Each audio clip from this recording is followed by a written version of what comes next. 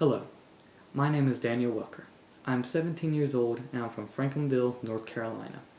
I'm currently pursuing my associate's degree, and once I graduate, I hope to join the Navy. I also enjoy traveling to places that I've never been before, but up until recently, I have only traveled through boat. So what has really changed me is probably the plane trip I took to Honduras with my youth group. So last year, my youth group were sent to Honduras on a mission trip through a program called Carolina Cross Connection, or CCC.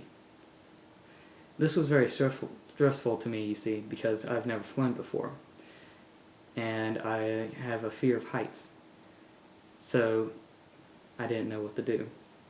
So when it was time to board the plane and take our seats, I was already stressing out over it and shaking.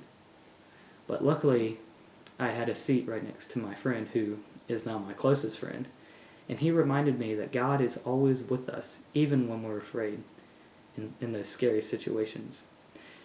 He told me about this verse, which was Isaiah 40:10, which says, "Do not fear, for I am with you. Do not be afraid, for I am your God. I will strengthen you, I will help you, I will hold on to you with my righteous right hand." So, as I pondered this verse, I started to calm down, and I enjoyed the rest of my flight. Our job in Honduras was to help the orphanages wherever we could. And when we got there, it put my life into perspective. And I heard stories about the poverty and the orphans there, but nothing could prepare me for what I saw. Where we stayed at had no warm water. All its water supply came directly from the mountain streams. Everywhere you went, there were armed guards that were guarding the restaurants, that were guarding the markets, and even the orphanages themselves. But I knew God was in control.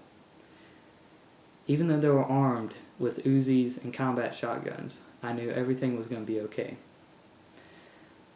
One day when we were at a certain orphanage, some of the guards came, and they were just doing their job. They were nice, and I even got to talk with one of the commanders. There was nothing to fear from them. These were just little experiences that happened to me.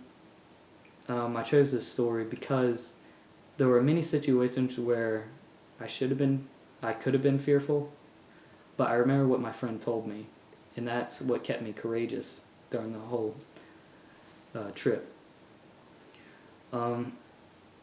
Thanks to this trip, it allowed me to get over my fear of heights. So now I can ride roller coasters without anxiety. And I'll always remember that God is in control of any situation I'm in.